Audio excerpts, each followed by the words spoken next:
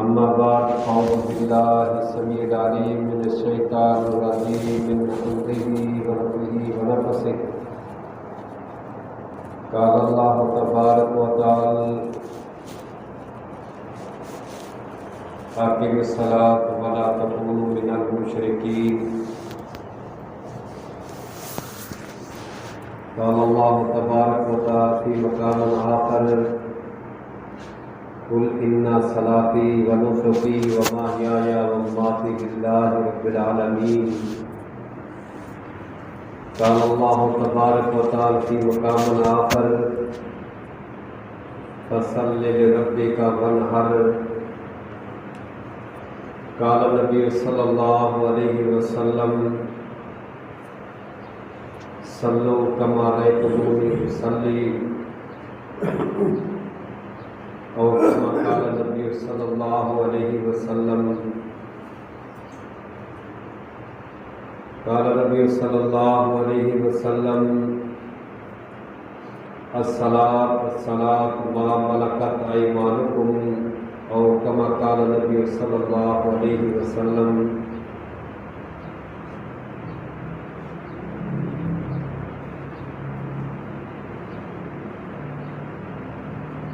ہر قسم کی حمد و ثنا کے بریائی اللہ مالک الملک کے لیے جو ہم سب کا مالک خالق حاضر اور مشکل کشا ہے۔ لا تعداد درود و سلام محمد کریم صلی اللہ علیہ وسلم کی ذات اقدس پر کہ جس کو اللہ رب العالمین نے حق کے ساتھ مبعوث فرمایا۔ دنیا دارالعمل ہے، ابن آدم عمل کے لیے آیا ہے، اسے اس دنیا سے لوٹ کے جانا ہے۔ چند گھڑیاں چند ساتیں اس کا یہاں ٹھکانا ہے، پھر اپنے رب کے ہاں اس نے پیش ہونا ہے۔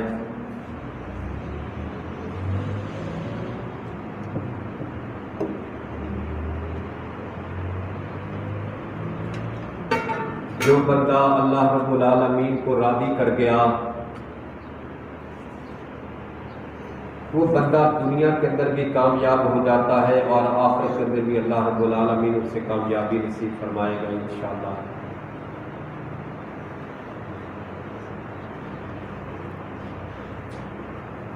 بھائیوں، ہمارا تعلق اسلام کے ساتھ ہے، ہم مسلمان ہیں۔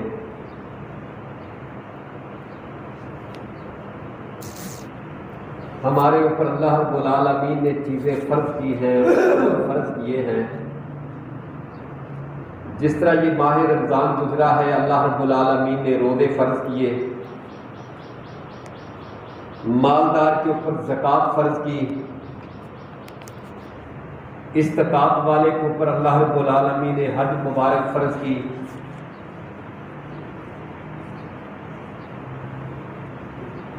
اسی طرح جب پوری دنیا کے اندر ظلم و بربریت چڑھ جائے تو اس وقت اللہ کے بندوں کے اوپر اللہ رب العالمین نے جہاد کو فرض کیا۔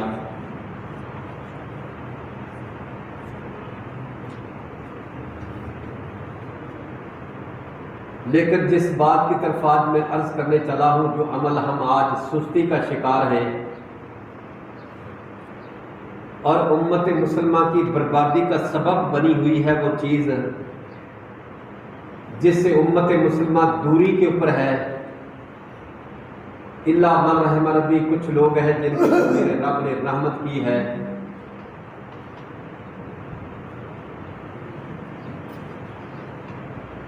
تو اللہ رب العالمین کا یہ حکم کلمہ پڑھنے والے مسلمان کے اوپر ہر کے اوپر لاگو ہوتا ہے۔ اس کے اوپر حکم ہے، فرض ہے، اس کو ادا کرنا اس کے اوپر لازم ہے، وہ ہے نماز۔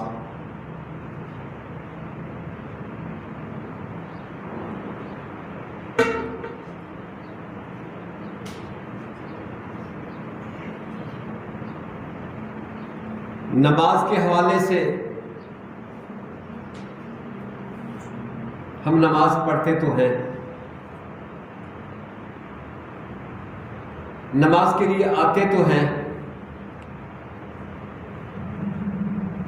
وضو بھی کرتے ہیں، مسجد کے اندر بھی آتے ہیں، گھر سے بھی نکلتے ہیں، لیکن کبھی میں نے اس کے اوپر دھیان نہیں دیا، کبھی غور و فکر نہیں کیا کہ آج میرا نماز کے اندر دل سکون کے ساتھ کیوں نہیں آتا، نماز مجھے سکون کیوں نہیں دیتی، نماز مجھے برے کاموں سے کیوں نہیں روکتی،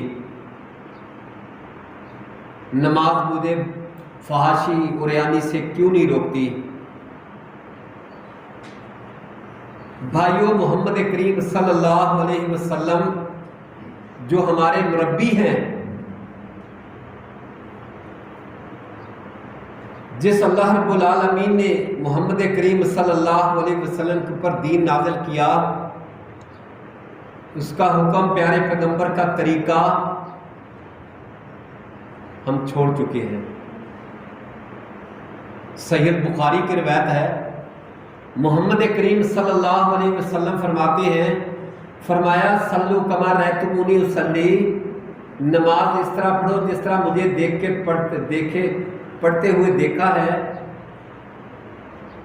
بھائی، میری 70 سال زندگی گزر گئی، 20 سال 30 سال نمازیں پڑھتے ہوئے زندگی بیت گئی، میں نے کبھی کتاب اللہ کو سامنے رکھ کے، اللہ کے نبی محمد کریم صلی اللہ علیہ وسلم کے فرمان کو سامنے رکھ کے، کتب حدیث کی کتب کو سامنے رکھ کے، کتاب و صلاۃ کو اٹھا کے، اس کے باب کو دیکھ کے نماز کو نہیں صحیح کیا۔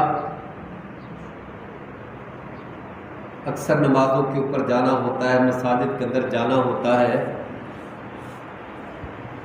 اللہ کی قسم ہماری رفع الیدین ہی صحیح نہیں، ابتدائی عمل ہے۔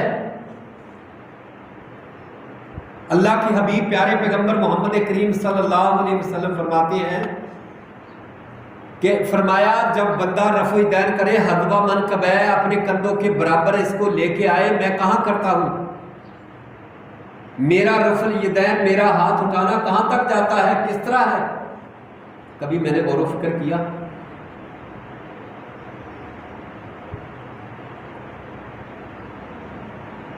میرا قیام، کتب حدیث کو اٹھا کے دیکھیے کہ بندے کا وجود جتنا ہے، اس کو پاؤں کو، اس کو برابر پاؤں کھولے، کیا میں اس طرح پاؤں کھولتا ہوں، اپنے جسم کے مطابق اس کا اہتمام کرتا ہوں؟ کبھی میں نے کیا؟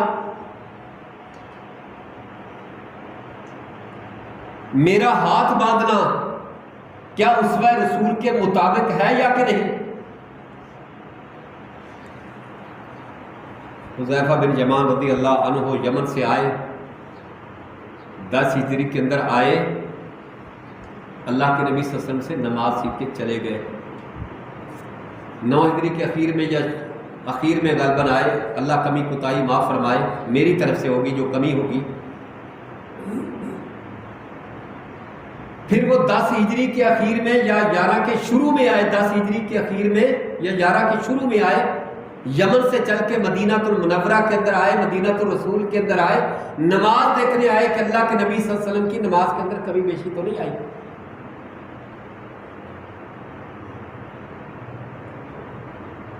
میں نے کبھی غور و فکر ہی نہیں کیا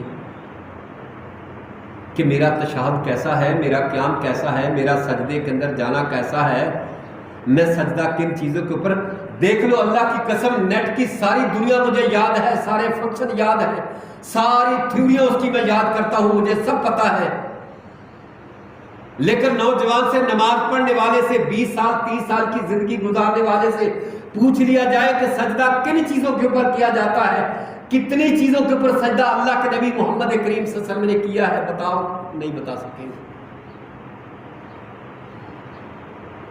بھائیو، سجدہ 7 چیزوں کے اوپر ہے۔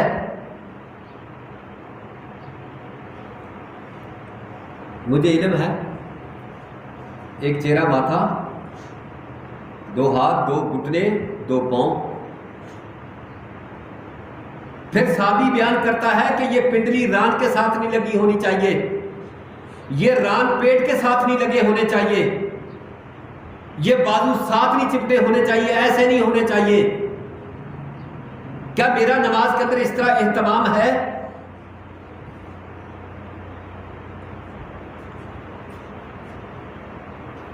اللہ کے حبیب پیارے پیغمبر محمد کریم صلی اللہ علیہ وسلم فرماتے ہیں، فرمایا نماز کے اندر اس طرح حالت بنا لو کہ گویا تم اللہ رب العالمین کو دیکھ رہے ہو۔ اگر یہ حالت نہ بنے تو کم از کم یہ تصور کر لو تیرا مالک، تیرا رب، تیرا خالق تجھے دیکھ رہا ہے۔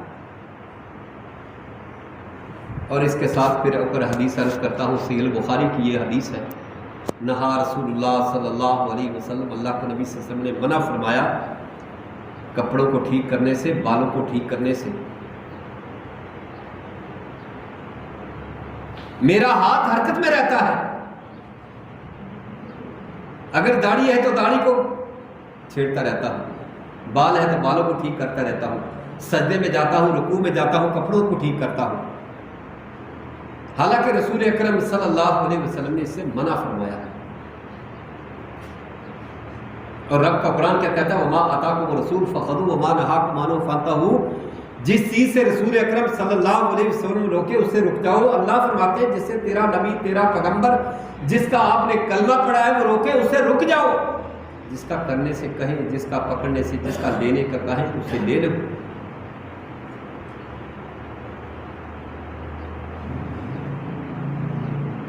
بھائیو، جہاد استطاعت والے کے اوپر اللہ جسے توفیق دے کرے گا، زکوٰۃ اللہ جس کو استطاعت دے گا وہ کرے گا، اس عمل کے اوپر آئے گا۔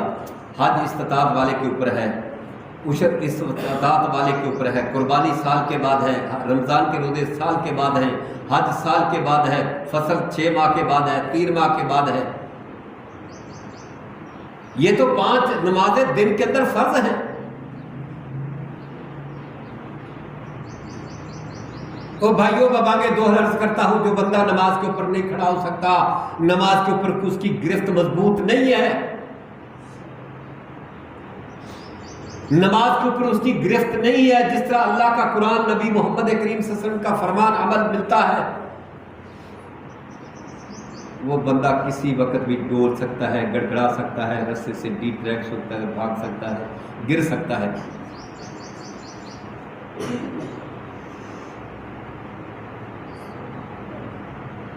نماز کو لازم پکڑو،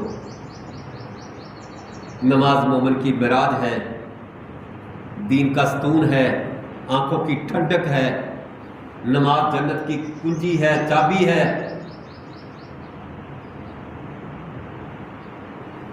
میری نمازیں کیسی ہیں، میرا سجدہ کیسا ہے، میرا رکوع کیسا ہے؟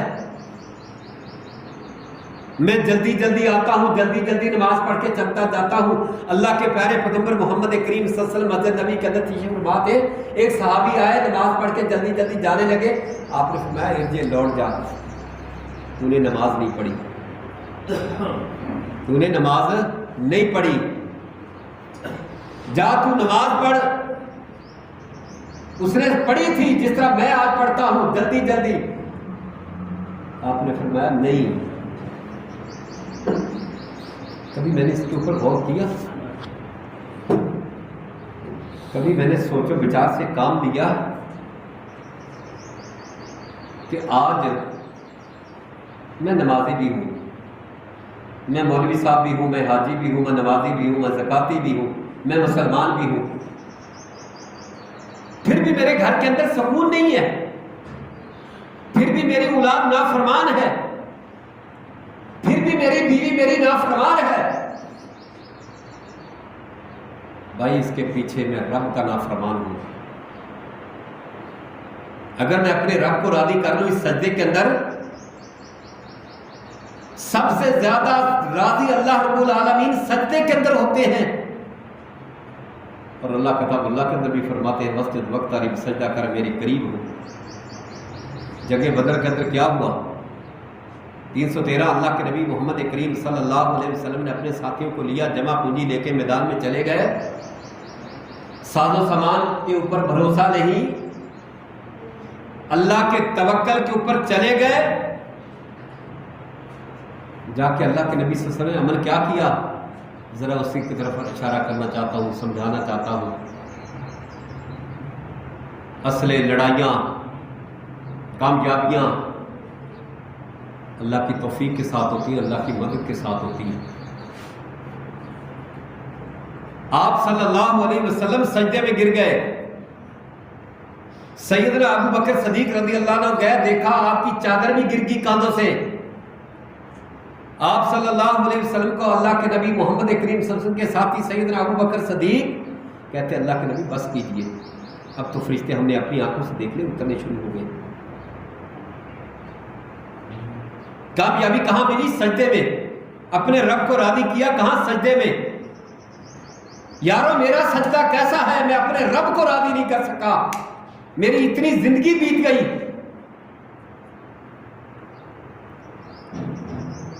او بھائیو، عمل اللہ کے لیے کیجئے، کوئی بھی عمل کرو، صدقہ کرو، خیرات کرو، حج کرو، زکوٰۃ ادا کرو، روزے دو، جو بھی عمل کرو اپنے رب کو راضی کرنے کے لیے، اللہ کے لیے کرو، لوگوں کو سمجھ سامنے رکھ کے نہ کرو۔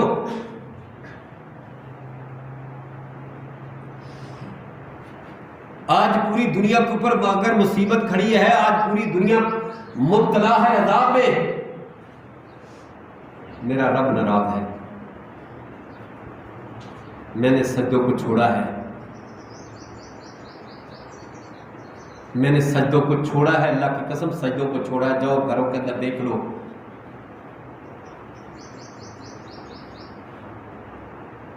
میری اگر 2-3 جیبیں ان کے اندر موبائل ہیں، میری بیٹی میرے بیٹے کے ہاتھ میں موبائل ہے، نہیں ہے تو قرآن نہیں ہے، تلاوت نہیں ہے، حدیث کی سمجھ نہیں ہے۔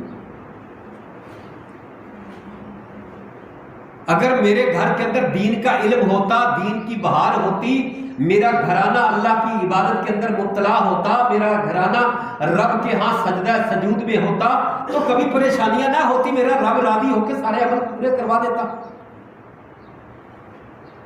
رب کا قرآن کیا کہتا ہے؟ کل کہہ دیجئے تستغفروا ربکم انہ کان غفارا یرسل السماء علیکم مدرارا، ان سے کہہ دیجئے اللہ کے آگے توبہ استغفار کر لیں۔ چند ایک علماء نے، چند ایک مربیوں نے کہا کہ اللہ کے ہاں توبہ کر لو، ورنہ یہ کر لو، وہ کر لو، اتنا کر لو، اتنا کر لو، یہ فاصلہ رکھو، یہ تعدادی تدبیر کر لو، وہ کر لو، یہ کر لو، نماز کے اندر نہ جاؤ، اعتماد کے اندر نہ جاؤ، فلاں نہ جاؤ، فلاں نہ کرو۔ وہ بھائیو، اس کے ساتھ ساتھ یہ بھی کہہ دو کہ اللہ کے ہاں توبہ استغفار کر لو، اپنے رب کو ملا لو، رب کے آگے جھک جاؤ، ڈر جاؤ۔ وَأَمَّا مَنْ خَافَ مَقَامَ رَبِّهِ وَنَهَى النَّفْسَ عَنِ الْهَوَىٰ فَإِنَّ الْجَنَّةَ هِيَ الْمَأْوَىٰ، جو اللہ کے ہاں کھڑا ہونے سے ڈر گیا اور اپنے نفس کو خواہشات سے بچا کے رکھا، اس کا ٹھکانہ جنت۔ بھائی، موت نہیں چھوڑے گی، موت نہیں چھوڑے گی، اس زمین سے جانا ہے، اس کو چھوڑنا ہے، اپنے رب کے ہاں پیش ہونا ہے۔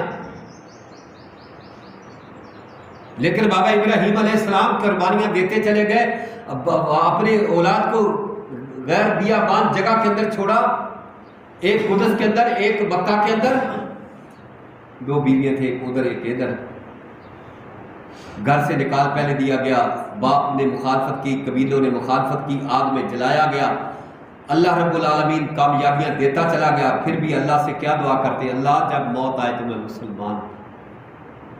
کبھی میں نے دعا کی ہے؟ یہ رمضان گزرا، اس کے اندر میں نے ہاتھ اٹھا کے رات کیا قیام کے اندر 1 بجے 2 بجے اٹھ کے آگے اللہ کے آگے سجدے میں گر کے آنسو بہا کے یہ دعا کی کہ اللہ جب میں دنیا سے جاؤں، موت آئے تو میرا مسلمان ہونا باقی ہو جائے۔ میری سوچ کیا ہے؟ بیٹے کے لیے یہ بنا دوں، بیٹی کے لیے یہ بنا دوں، اس کے لیے اتنے پلاٹ، اس کے لیے اتنی زمین، اس کے لیے یہ ہٹی کٹی، یہ سب۔ کبھی میں نے نہیں پوچھا بیٹے سے، بیٹی سے، بیٹی نماز پڑھی، بیٹا نماز پڑھی؟ بھائیو، ان کا رزق، ان کا سیٹ اپ، ان کا سسٹم تمہارے ذمہ نہیں ہے۔ اللہ کہتے ہیں میں تمہیں بھی اور ان کو بھی رزق میں دیتا ہوں۔ پرندوں کو رزق کون دیتا ہے؟ چڑیوں کو رزق کون دیتا ہے؟ گوشت کھانے والے کو گوشت دیتا ہے، دانا کھانے والے کو اللہ دانا دیتا ہے، گھاس والے کو گھاس دیتا ہے، جس کی خوراک ہے اس کی وہی وہ دیتا ہے، کبھی دوسری چیز نہیں دیتا۔ رات کو کسی کو بھوکا نہیں سلاتا، وہ مالک ہے، خالق ہے، رازق ہے۔ لیکن میرے ذمہ ان کی تربیت ہے، اس کو اٹھا، اس کو نماز کے لیے بھیج، اس کو قرآن کی تلاوت کے اوپر لگا، اس کی تربیت کر، یہ تیرے ذمہ ہے، اس کے بارے میں تجھ سے سوال ہوگا، نمازی ہے۔ کہیں ایسا نہ ہو عاملۃ ناصبہ تصلی نار حامیہ، عمل کر کر کے تھک چکے ہوں گے پھر بھی جہنم میں پھینک دیے جائیں گے۔ میں اپنی من مانی سے عمل نہ کرتا چلا جاؤں، اپنی مرضی سے دین اسلام کو نہ لے کے چلوں۔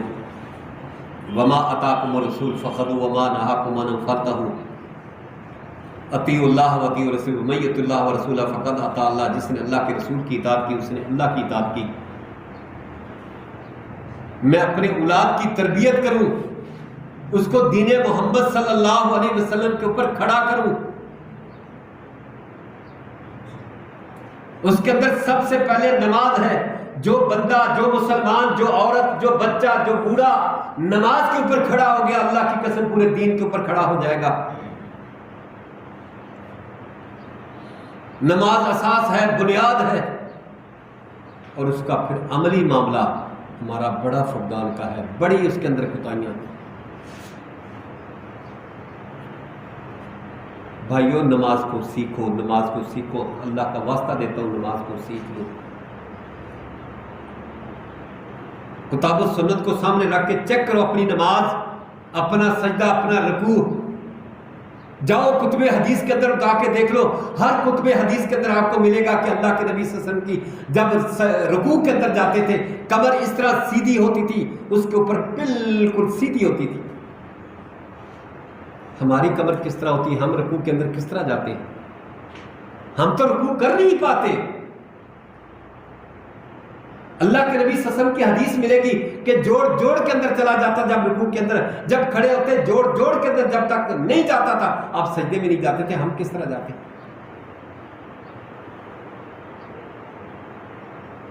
صلو کما رأیتمونی اصلی، صلو کما رأیتمونی اصلی، حکم ہے اللہ کے نبی صلی اللہ علیہ وسلم کا۔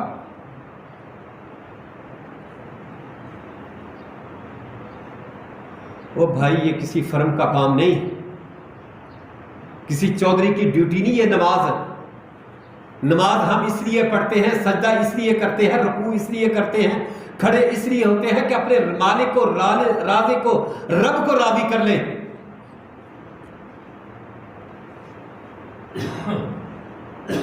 لیکن اس وقت پوری امت مسلمہ رب کی آبداب میں، اللہ کی ناراضگی میں کھڑی۔ آئیے ہم اپنے رب کو راضی کریں۔ اللہ سے دعا ہے اللہ ہمیں سمجھ کر عمل کرنے کی توفیق عطا فرمائے، اللہ ہمیں سچا پکا نمازی بنا دے۔ بھائیو نماز کے اندر اپنی کوتاہی چھوڑ دیں۔ میں آخری عرض کرتا ہوں، اپنے عمل کو دیکھیے، اپنے سجدے کو دیکھیے، اپنے رکوع کو دیکھیے، اپنے قیام کو دیکھیے، اپنے کھڑا ہونے کو دیکھیے، اپنی تلاوت کو دیکھیے، اپنے ہاتھوں کو دیکھیے۔ ہم سجدہ کس طرح کرتے ہیں؟ نماز کو سیکھیے، نماز کو سیکھیے۔ اللہ کے نبی صلی اللہ علیہ وسلم کی آخری حدیث جو آپ کے آخری الفاظ ہیں، الصلاۃ الصلاۃ ما ملکت ایمانکم، لوگوں نماز کا خیال کرنا، لوگوں نماز کا خیال کرنا، اپنے غلاموں کا، متحدوں کا خیال کرنا۔ اللہ سے دعا ہے اللہ ہمیں سمجھ کر عمل کرنے کی توفیق عطا فرمائے۔ وما علینا الا البلاغ۔